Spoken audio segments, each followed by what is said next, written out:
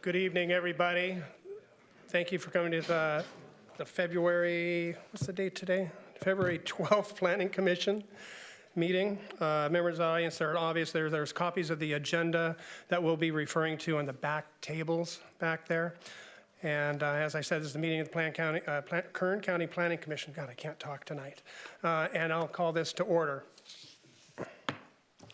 Clerk, will you please call the roll? Commissioner Ashley? Here. Commissioner Brooks? Commissioner Dunbar? Here. Commissioner Oliver? Here. Commissioner Skidmore? Here. Mr. Van Wyck? Here. Mr. Murphy? Here. Mr. Johnson? Here. Ms. Menchaca? Here. Okay, moving on to the next section here, commissioner member announcements or reports. Would any commissioner or staff member like to make an announcement or report? Okay, staff. Actually, I do have one announcement I'd like to make, actually, and that's, I know I have some friends in the audience here, and they're like, Kevin, how in the heck did you get that shiner? I was talking to Raji Brar earlier, but, you know, they always say it's pretty rough and plan check. Just kidding, Mr. Murphy. but no, I want to announce that we had a new addition to my family. It's a beautiful little 14-week-old puppy. And it's a King Charles Cavalier. She's about 10 pounds. And about 4 or 5 days ago, I went ahead at about 4:35 in the morning when I get up, and I took her out to go do her business. And coming back into the house, she took me out at the feet. And I went face first right into the cement. But I think I was more worried about her than me. But here I am, shiner and all. And the doctor said to take it easy this week, but there's a lot of important things tonight, so I wanted to make sure that we were here. And we have, and our puppy, Miss Lady Elizabeth, we call her Lizzie, is perfectly fine and healthy. So moving on here, I'd like to go ahead for the approval of minutes. You've received copies of the minutes of the last meeting. Are there any corrections? Okay. If there are no corrections, I'll entertain a motion to approve. I would motion to approve the minutes from January 22nd. I'll second. Fantastic. We have a motion and a second. Let's go ahead and have a vote. Voice vote. Aye. Aye. Aye. Thank you. It passed.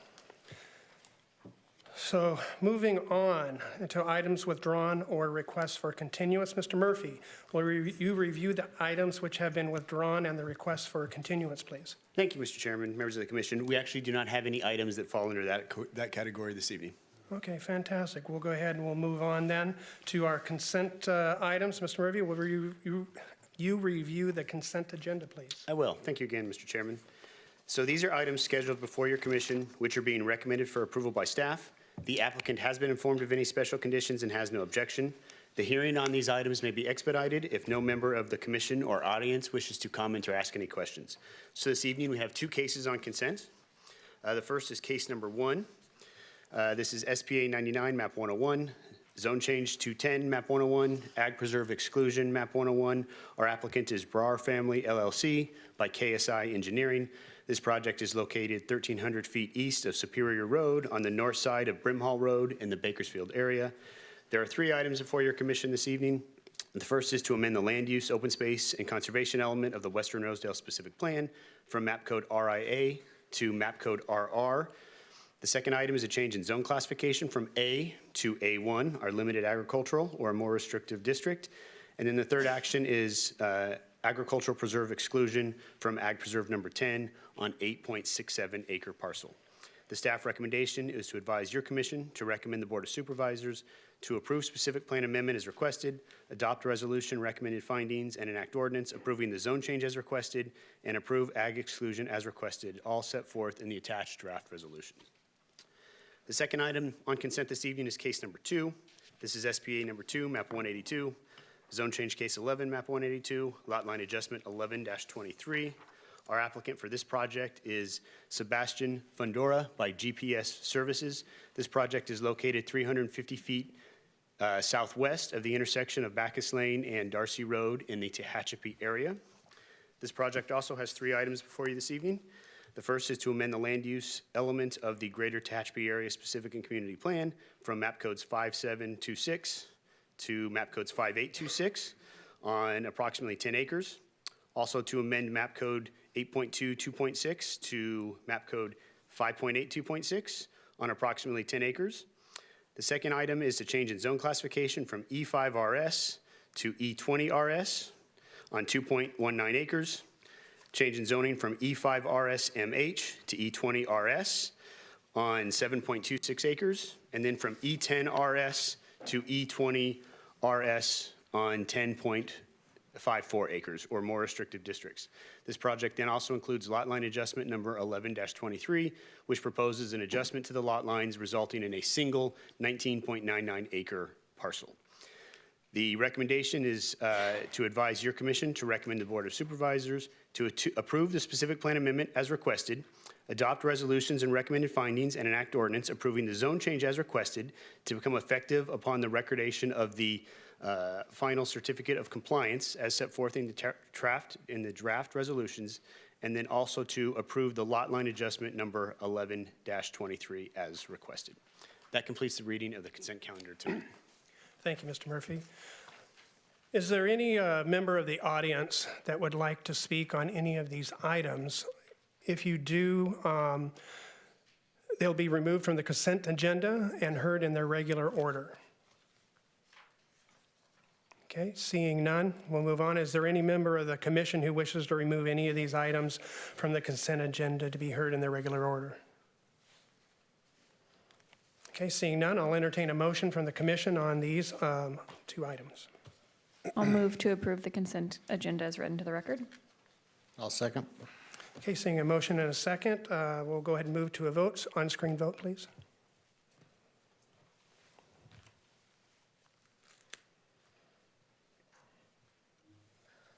Four ayes, 1 absent, motion carries. Thank you. Anyone who is here for items number 1 and 2, your application has been approved by the commission here, and you may leave if you'd like. Other than that, Mr. Murphy, do you have anything in regards to their appeal process? Or?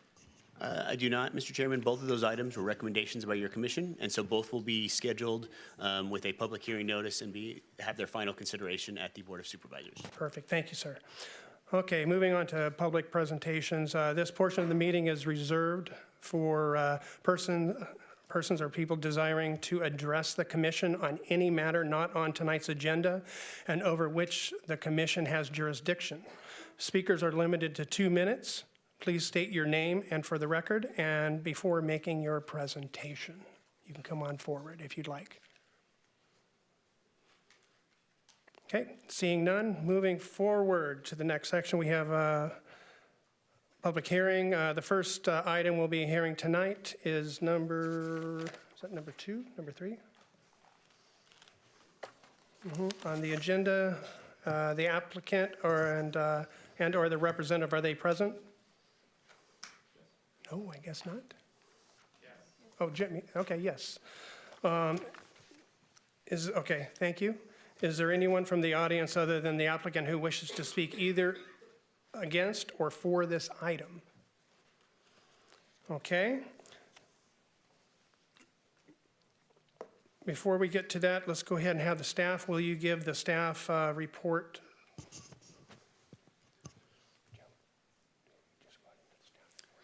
Good evening, Chairman and Commissioners. The project before you tonight is the Buttonbush Solar and Storage Project by 29 SC8ME LLC.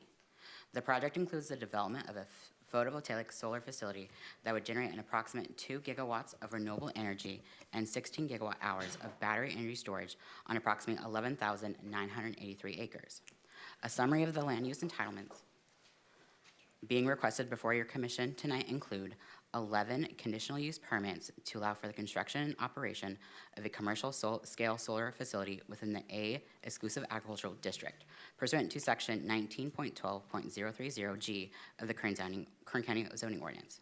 6 conditional use permits to allow for the construction and operation of microwave towers within the A exclusive agricultural district, pursuant to section 19.12.030F of the Kern County zoning ordinance. 37 Williamson Act land use contract cancellations for the cancellation of land use contracts. 1 farmland security zone contract cancellation for the cancellation of a farmland security zone contract. 10 general plan amendments to the circulation element of the Kern County general plan to eliminate future road reservation on section and midsection lines. 1 specific plan amendment to the circulation element of the Button Willow Community Development Specific Plan to eliminate future road reservation on section and midsection lines. A complete listing of each land use entitlements being requested have been provided on pages 1 through 10 of the staff report. The project consists of 128 parcels across 7 separate sites located within unincorporated Kern County, directly north of the community of Button Willow, approximately 4 miles west of the city of Bakersfield, 2 miles west of the city of Shafter, and 7 miles southwest of the city of Wasco. Regional access to the project sites are from Interstate 5, Lairdale Highway, and 7 Standard Road. The nearest off-site residences to the project sites are located approximately 50 feet east of Site 5, which is east of Brant Road and north of Flores Avenue. And another residential dwelling is located 50 feet east of Site 6 and north of Orange Avenue. The nearest school is Button Willow Elementary School, located approximately 1 mile southwest of Site 1. The nearest areas within and surrounding the project site consist largely of agricultural and mineral resource zoned and designated parcels with farm, previous mineral resource extraction, and or rural residential uses. Most of the existing agricultural uses for our crop production, such as almonds, alfalfa, corn, wheat, and cotton. Additionally, an existing dairy is within the project site 6, located at 19211 Magnolia Avenue in Shafter, California. Removal of the dairy will be required prior to project construction for that portion of Site 6, and a mitigation measure has been included to ensure that the project proponent provides documentation of the dairy closure and decommissioning. As previously identified, the project proponent has requested the cancellation of 37 existing Williamson Act land use contracts and 1 farmland security zone contract on approximately 10,689 acres within the project sites. Notices of non-renewals for the Williamson Act land use contracts were filed in 2025 and are set to expire in 2034. A notice of non-renewal for the farmland security zone contract was filed in 2025 and is set to expire in 2044.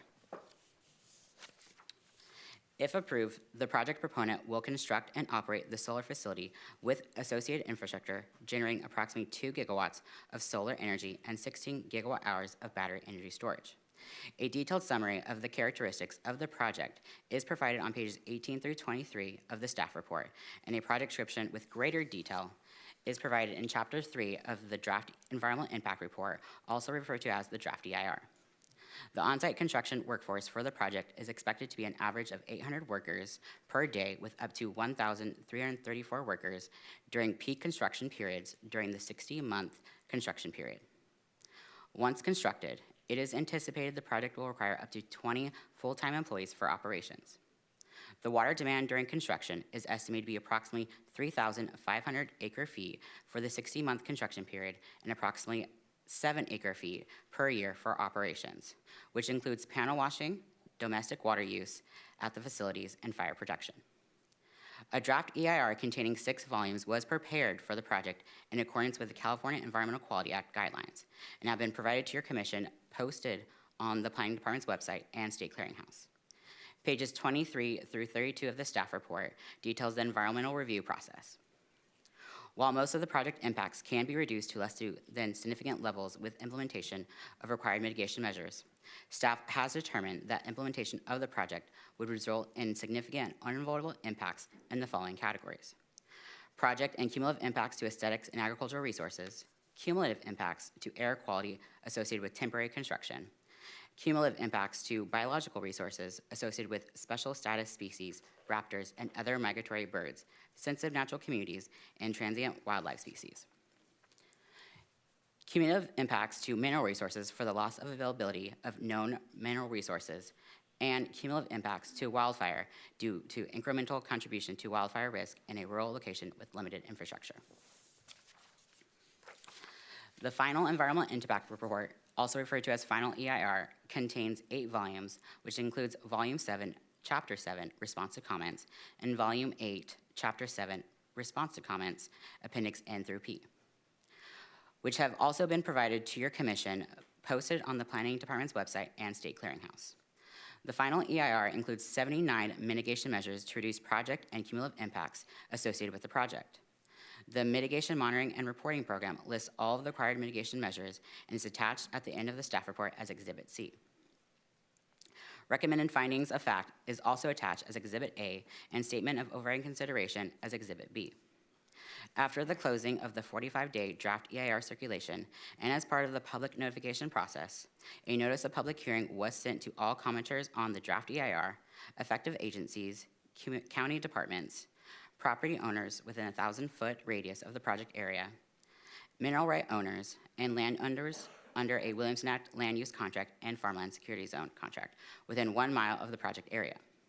As a result of that notification, staff received 5 comment letters from agencies and surrounding property owners.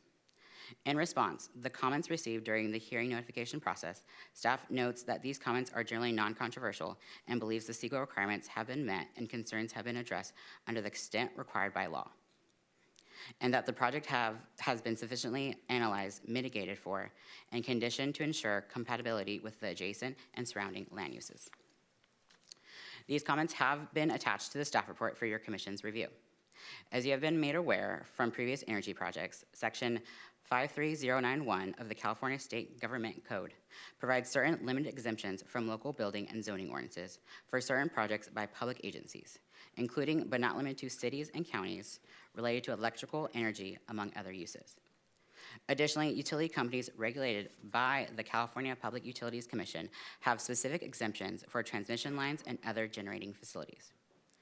Attached to the staff report is a copy of a draft agreement titled Memorandum of Understanding, signed by the project proponent for the solar facility, stating that if for any reason this facility would be sold to a jurisdiction not subject to our local codes or ordinances, this project would continue to adhere to our local provisions, including those requirements contained within the draft EIR, should this project be approved. Staff has reviewed this project in its entirety and notes the following to support a recommendation of approval. It is the staff's opinion that the project is sited in a favorable location for the development of commercial solar project for a variety of reasons. The project is within the unincorporated portion of northwestern Kern County, which is especially appropriate for commercial solar due to a lack dense of urban development. The project sites have available access mainly via existing roads in the area, which means that a minimal number of new roads would be constructed. Additionally, it would utilize historically farmed lands that would otherwise be fallowed due to significant water shortages, thereby providing local farmers with an alternative to the economic losses associated with limiting their production while also reducing water consumption. The project would generate approximately $8.17 million annually for payment of the cumulative impact charge, approximately $51.96 million annually for 2 gigawatts of solar and 16 gigawatt hours of BESS for property, land, and battery taxes, and approximately $4.37 million in taxes for the county. The project would establish solar generating facilities to meet the increasing demand of the state of California for clean, renewable energy. The project would generate up to 1,334 jobs at peak construction and 20 full-time employees for operation. The project would assist the state in achieving the California Renewable Portfolio Standard that requires investor-owned utilities to increase the sale of electricity produced by renewable energy sources to 60% by the year 2030 and to 100% by 2045. Expand the reach of renewable energy development through the creation of high-capacity battery energy storage, making solar more valuable by storing energy after sunset and placing it on the grid. The project is consistent with the goals and policies of the Kern County General Plan and the Buttonwillow Community Development Plan, including the General Plan's goal to develop renewable energy for solar facilities, and staff believes that your commission can make all the required findings necessary to approve the requested entitlements.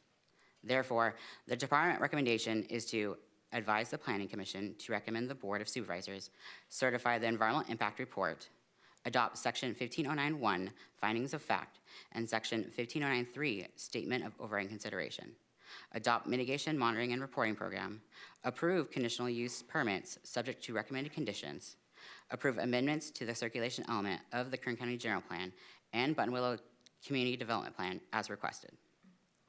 Approve cancellations of both the Williamson Act land use contract and farmland security zone contract subject to payment of penalty fees. Direct clerk of the board to issue tentative certificates of cancellation subject to payment of penalty fees and compliance with all other conditions in the tentative certificates of cancellations. And adopt the suggested findings as set forth in the attached draft resolutions. That completes staff's presentation. The applicant is in attendance and is available to answer any questions your commission may have. Thank you. Excuse me. Thank you so much for that report. Does the applicant at this time have an opening statement or any comments that they'd like? Please come forward and give us your name.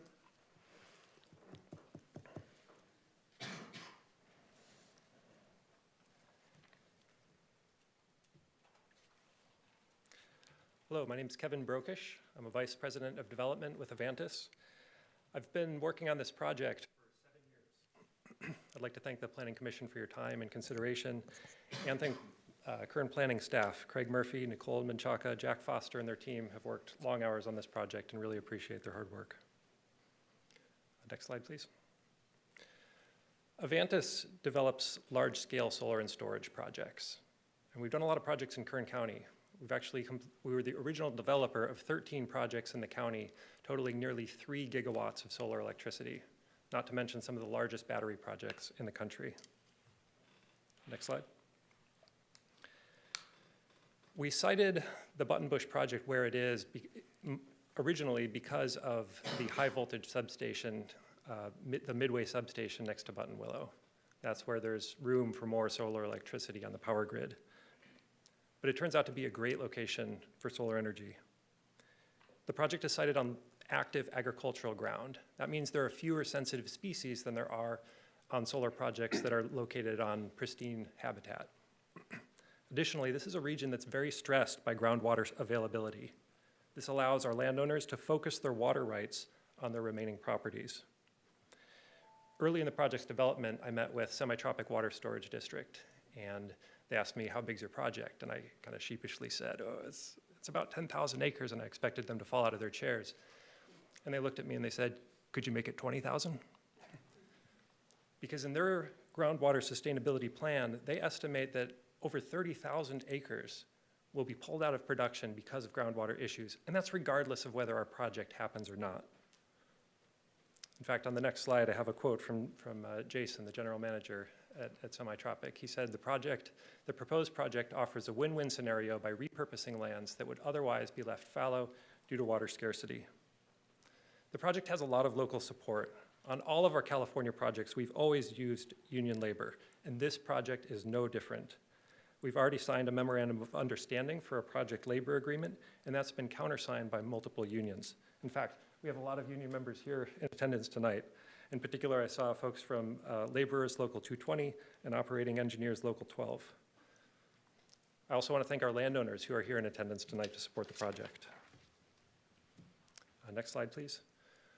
We always work to be a good neighbor on all of our projects, and that's because we expect to own this project long-term for years to come. We signed a transmission easement with Buttonwillow County Water District That's the real estate agreement to put our poles and wires on their property. And that payment is going to partially fund their new wastewater treatment plant for the community. Our project setbacks go above and beyond what's industry standards. And as I mentioned previously, we already have a project labor agreement memorandum of understanding in place with multiple unions. Next slide, please. Buttonbush provides affordable, reliable, clean power. Our landowners have told us that this project is allowing them to preserve the farmland that their families have owned, in some cases for generations. It provides a lot of jobs. We expect around 800 jobs during the construction period, which will last for years because this is such a big project. And last but not least, it will provide up to $1.5 billion in tax revenue over its life to the county. And let's go to the next slide, because this is something that's kind of unique about this project and the time that we're in. Historically, there's been a property tax exclusion for solar projects in California, but that exclusion is ending at the end of this year. And the Buttonbush project will come online after that exclusion ends. And that's why this project will pay more in property taxes than any solar project ever has in the county. At the same time, the One Big Beautiful Bill ended the federal investment tax credit that keeps our electricity affordable. And so in order to capture that tax credit, we need to be online by the end of 2029. So what that means is we have this unique window of opportunity where we're coming online after the exclusion's ending for property tax, so Kern makes a lot of money on this project, but we need to come online before that federal tax credit ends. So I appreciate the opportunity to present this project tonight, and I respectfully ask for the Planning Commission's vote. While we've been working on this project for many years, now is the time to move it forward. Thank you. Thank you, Mr. Brofish. Next, I'd like to invite those who are opposed to this request to come forward and be heard. State your name for the record. You'll have 2 minutes maximum. Anybody? Okay. Seeing none, I'll invite those in support of the request to come forward and be heard. Please state your name for the record. You'll have no more than 2 minutes, please.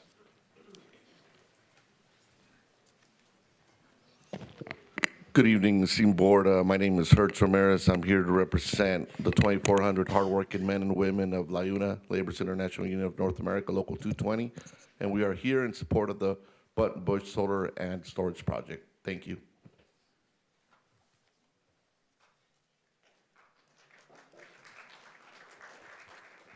Can I have the rest of his time? No, I'm just kidding. Good evening, commissioners. Chair Oliver, good to see you.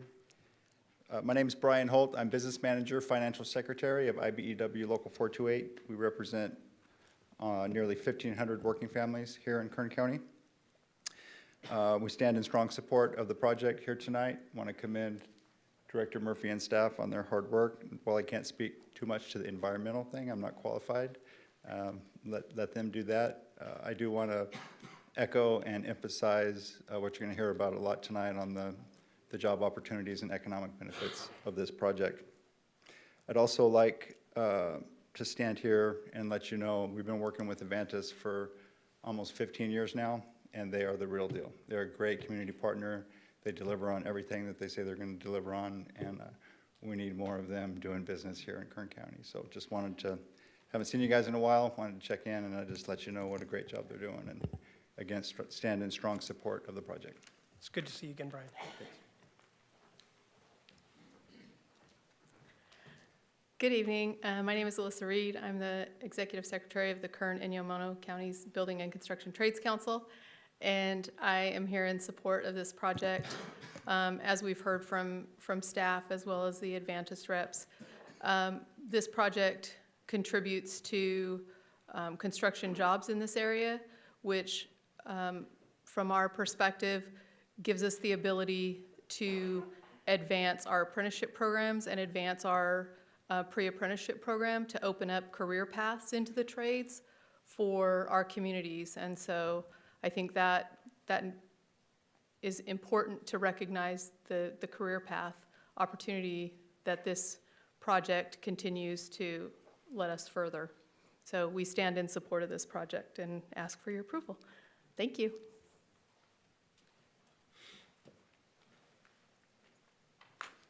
Good evening. My name is Anthony Osby. I'm the training director for the Electrical Training Alliance of Kern County. I'm just here to support the project as well. I'll be brief, as I'm sure many people are going to share the same sentiments as I do. My perspective is from the apprenticeship. So for us, we have 400 apprentices in our program currently, and a project of this nature allows us to offer this opportunity to far more people in Kern County and give them a livable wage and a sustainable career to help support their families and bring projects like this to Kern County. I think is a great thing, so we support the project.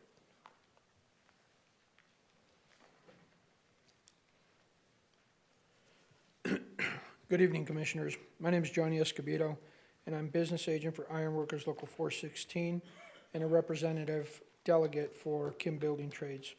On behalf of the skilled men and women of Ironworkers Local 416 and 433, we strongly support the Button Bush Solar and Storage Project. This project will create 300 high-quality union jobs that prioritize local hire and meaningful community investment. It will expand apprenticeship and training opportunities that lead to livable wages, mortgage-paying careers for local residents while helping deliver reliable solar power and battery storage infrastructure that strengthen our clean energy future. Thank you, and we urge you to approve this project.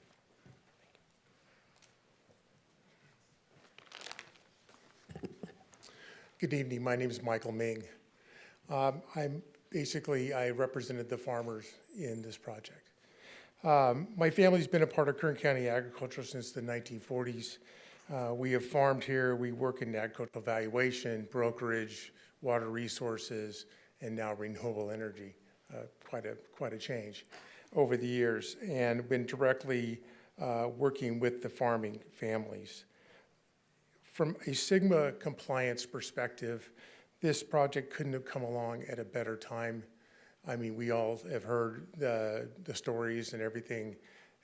Basically, with a 0.15 safe yield per acre, you turn a 1,000-acre almond orchard into 37 acres, and the rest of the land lays fallow for the rest of the time, and the farmer goes on and pays taxes, and it's just uneconomical. This project responds to that reality in a responsible way.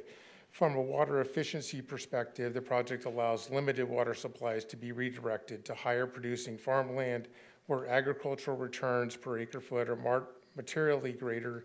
Operational water use for the project is minimal, less than 7 acre-feet a year, representing a net conservation benefit compared to the historical agricultural demand. From a land use planning standpoint, the project is temporary and reversible. The land retains its agricultural designation. The facility is fully decommissionable, preserving the option to return the property to agricultural production if future water conditions improve.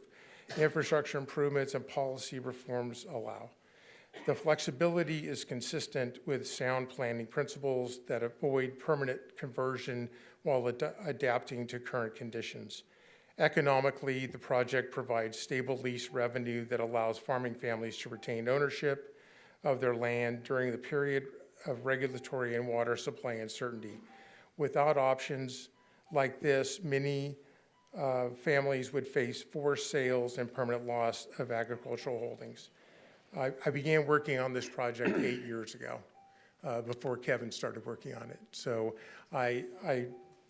for those reasons, I respectfully, and the farm families, I respectfully ask for your support. Thank you.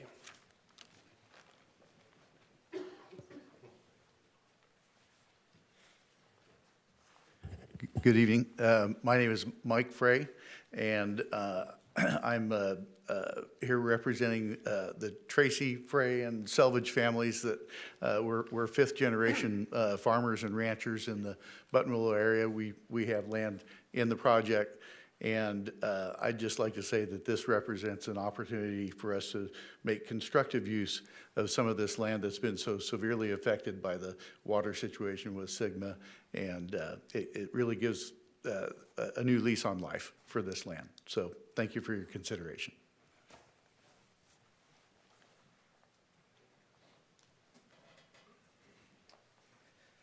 Good evening. My name is Tom Toretta. I'm a third-generation farmer in the Buttonwillow area, and I'm here in support of the project.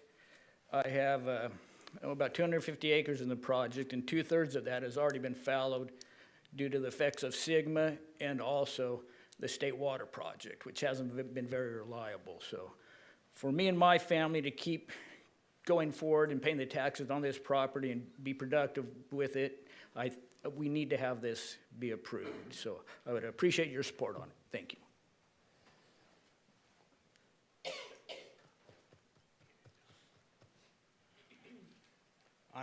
I'm Phil Portwood, and I'm representing myself as a farmer, and from the Semi-Tropic Water Storage District, I've been director for 41 years.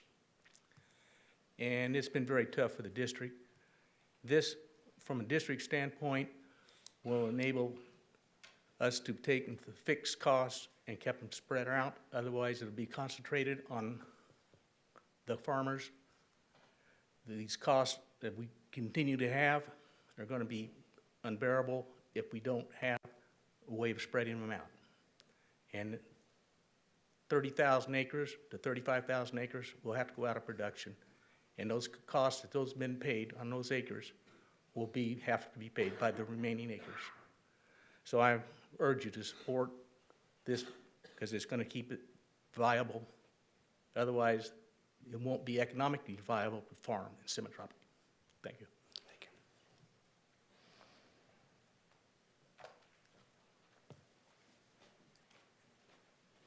Good evening. My name is Matt Causa. I'm a farmer in Buttonwillow. I have some property in the project.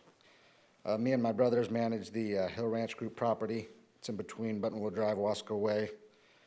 Our family's owned that property for over 50 years. We've grown numerous crops on it. Past 3 years, we've had to fallow over 20% of that ground due to the Sigma stuff and the state water project and the different water situations. We're in the semi-tropic water district. We just anticipate that these issues are going to get worse. We think we'll probably have at least 80% of that acreage out of production by 2040 with the water scarcity. And we were making the fallow decisions back in 2018. So when Avantis came looking to lease some of that ground, it was perfect timing. It was like a godsend because now we can repurpose it and get something for it because all that stuff's going to be fallow and it's just going to grow and we're going to have to pay the taxes and keep the water assessments but not get any water, have nothing to do with it. So anyways, I think it's a win-win. I'm in support. Appreciate your guys' time and consideration. Thank you.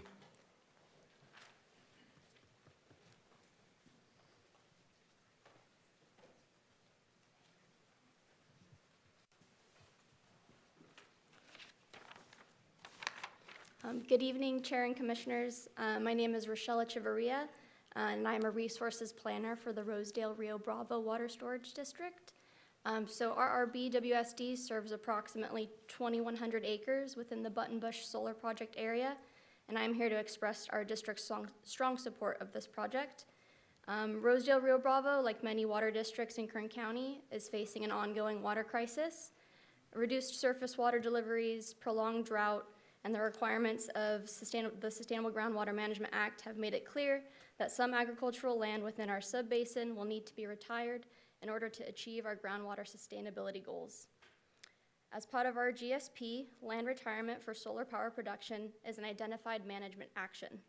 The Buttonbush project directly supports that strategy by providing a productive and beneficial use for land that was already expected to come out of irrigated agricultural production. The project allows limited water supplies to be reallocated to other productive farmlands, helping agriculture continue where it is most beneficial. From a water perspective, operational water use for this project is negligible, less than 10 acre-feet per year, and significantly lower than traditional agricultural uses. In addition, the project provides sustained lease revenue for landowners, creates hundreds of construction jobs, and is expected to generate over $1.5 billion in tax revenue for Kern County. Additionally, the land can also be returned to agricultural use following decommissioning. For these reasons, Rosedale Rio Bravo Water Storage District believes the Buttonbush Solar Project is consistent with Sigma, supports long-term water sustainability, and provides meaningful economic benefits to the region. Thank you for your opportunity to comment.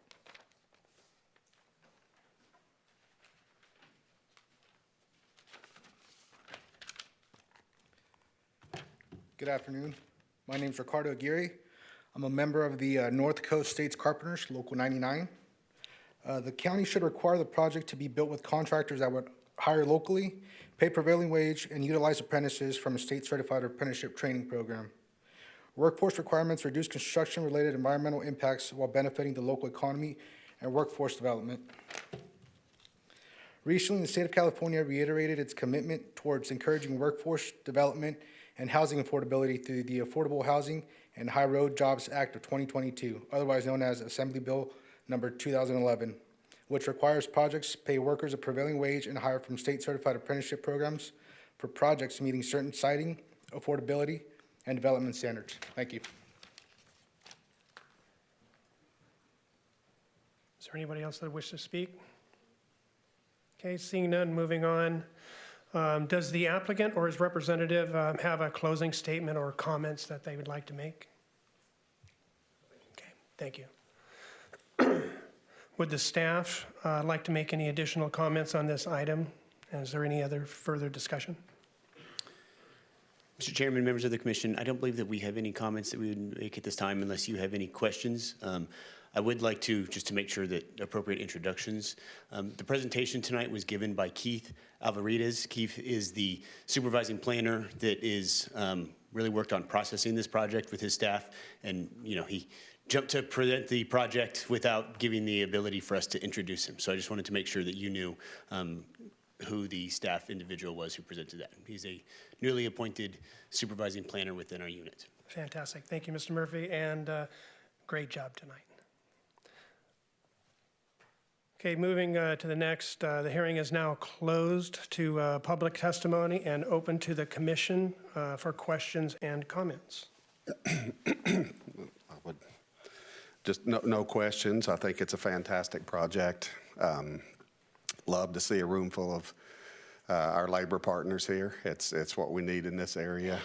Always need more of that in Kern County, and so I'm in full support. I really appreciate you guys showing up to show your support as well, and the local landowners. So, yeah, thank you. Keep bringing them advances.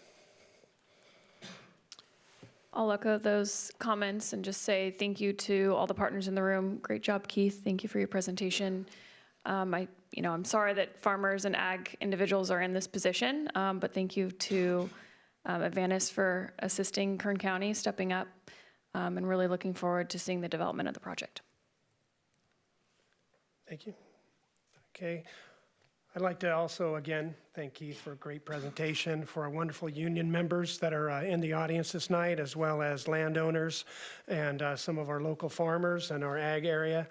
And it has been tough with some of the water out there, and I can feel for you. I'm glad that they were able to bring this good project to the table here. With that done, I'd like to call for a motion of this particular project. I would motion to approve the project as presented this evening. I'll second.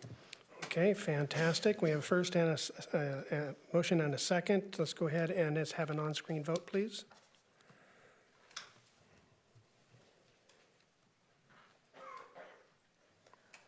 Four ayes, one absent, motion carries. Fantastic. This item is approved as now. Mr. Murphy, any appeal process on this? There is not, Mr. Chairman. This item, again, is a recommendation from your commission to the Board of Supervisors.